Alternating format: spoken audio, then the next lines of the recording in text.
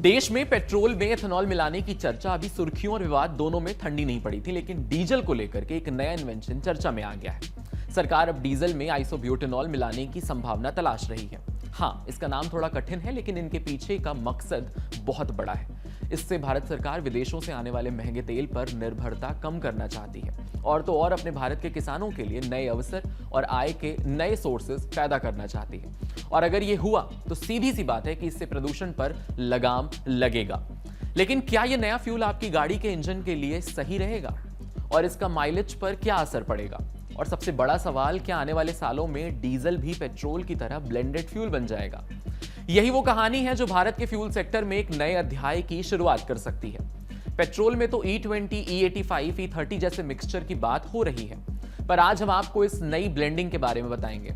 ताजा मामला ऐसे शुरू हुआ कि केंद्रीय सड़क परिवहन राजमार्ग मंत्री नितिन गडकरी ने डीजल में ब्लेंडिंग को लेकर बड़ा ऐलान किया है। हम डीजल में इथेनॉल नहीं डाल सकते, तो इथेनॉल से आइसोब्यूटेनॉल भी बन रहा है और isobutanol can be alternative for diesel.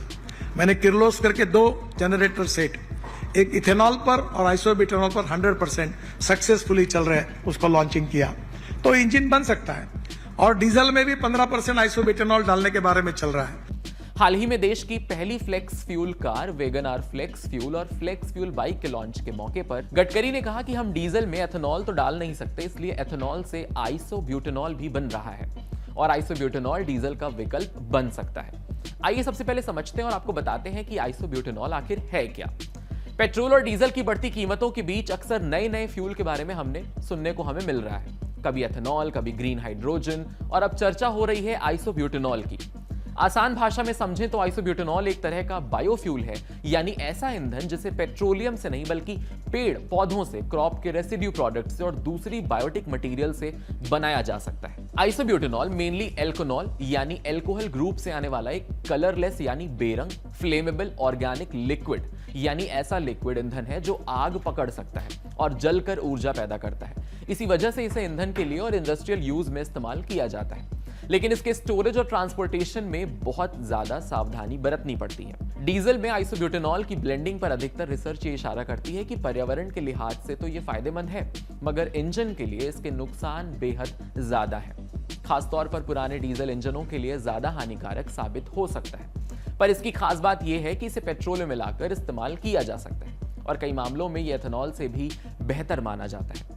इसकी ऊर्जा क्षमता ज्यादा होती है, इसीलिए गाड़ी की परफॉर्मेंस पर कम असर पड़ता है और लंबी दूरी तय करने में भी मदद मिलती है।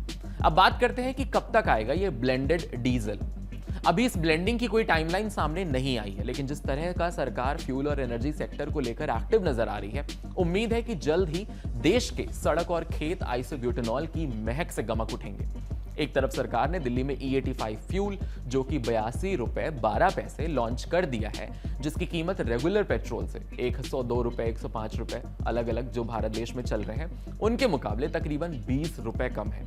और अब सरकार जल्द ही डीजल ब्लेंडिंग पर भी फैसला ले सकती है, लेकिन इससे पहले डीजल में भी मिलावट की गंध महसूस हो, यह जानना जरूरी है कि यह नई ब्लेंडिंग किस हद तक ऑटो सेक्टर और एग्रीकल्चरल सेक्टर को प्रभावित करने वाली है, क्योंकि देश में पेट्रोल और ईवी के साथ साथ एक बड़ा वर्ग डीजल से चलने वाले वाहनों का प्रयोग करता है, जिसमें किसान है, व्यापारी है, इंडस्ट्रियल मशीनरी है, सभी शामिल हैं।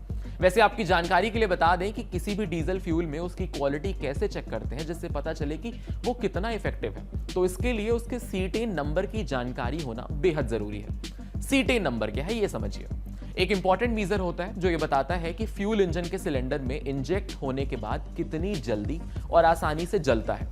सीटेन नंबर जितना ज्यादा होगा, डीजल उतनी ही तेजी से जलेगा, जिससे स्मूथ तरीके से वो चलेगा, स्टार्टिंग बेहतर होगी और शोर और वाइब्रेशन भी कम होंगे। वहीं कम सीटेन नंबर वाला डीजल जलने में अधिक समय लेता है, जिससे इंजन की परफॉर्मेंस इफेक्टिव प्रभावित हो सकती है। तो आमतौर पर भारत में बिकने वाले डीजल का सीटेन नंबर लगभग 51 या उससे अधिक रखा जाता है, ताकि इंजन का परफॉर्मेंस और फ्यूल एफिशिएंसी बेहतर बनी रहे।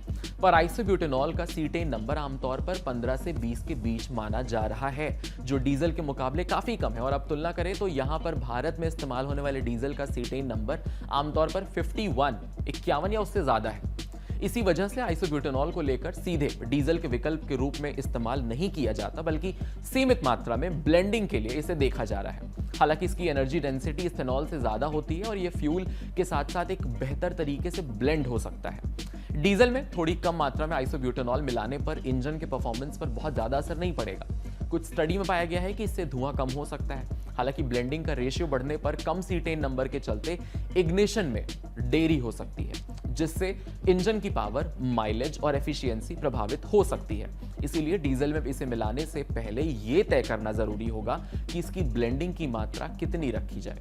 अब सवाल है कि आइसोब्यूटेनॉल से किसानों को क्या फायदा होगा। सबसे बड़ा सवाल, दरअसल आइसोब्यूटेनॉल बनाने के लिए एग्रीकल्चरल प्रोडक्ट्स या फिर एग्रीकल्चरल क्षेत्र, उस सेक्टर से निकलने वाले कई तरह के कच्चे माल, रॉ मटेरियल का इस्तेमाल किया जाता है, जैसे मक्का, गन्ना, बहुत सारे कृषि अवशेष और दूसरी बायोमास। इसका मतलब है कि किसानों की फसलों और क्रॉप के जो प्रोडक्ट्स हैं उनकी मांग बढ़ सकती है।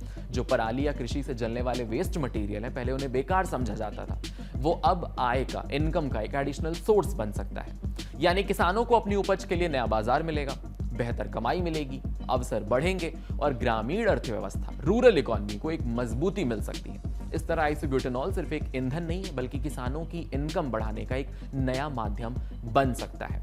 तो कुल मिलाकर आइसोब्यूटेनॉल सिर्फ एक नया ईंधन नहीं, बल्कि भारत के ऊर्जा और फार्मिंग सेक्टर के लिए एक बड़ा अवसर बनकर उभर रहा है। एक तरफ ये पेट्रोल पर डिपेंडेंसी कम करेगा, मदद करेगा, तो दूसरी तरफ किसानों की इनकम बढ़ाने का नया रास्ता खोल सकता है। हालांकि अभी इसके बड़े पैमाने पर प्रोडक्शन और इस्तेमाल को लेकर के काफी काम बाकी है, लेकिन बहुत सारे विशेषज्ञों का मानना है कि इससे भविष्य के महत्वपूर्ण बायोफ्यूल्स में एक अहम हिस्सा माना जा रहा है। यानी आने वाले सालों में आइसोब्यूटेनॉल न सिर्फ हमारी गाड़ियों का ईंधन बन सकता है, बल्कि किसानों, उद्योगों और देश की अर्थव्यवस्था को भी नई ताकत दे सकता है। आज काम की खबर में इतना ही। आपके साथ मैं हूं वात्सल्य, सारथी का सौदन, और कैमरे के पीछे मेरा साथ दे रहे थे पंकज जी। ऐसे ही अमेजिंग खबरों के लिए कड़क के यूट्यूब चैनल को सब्सक्राइब करिए, फॉलो करिए इंस्टाग्राम के पेज को और देखते रहिए कड़क। यहाँ ताजा खबर के साथ हर दिन की शुरुआत कड़क है। आमने सामने बैठ रखते हैं बात पूरे दम से, आराम से। चर्चा होती है बेधड़क। यहाँ किस्से कहानियों में बोल सरल और अंदाज बेहद कड़क मिलता है। जीने में एक तेवर है जो आता है सही ज्ञान, जानकारी और उससे कमाई कड़क नोट से।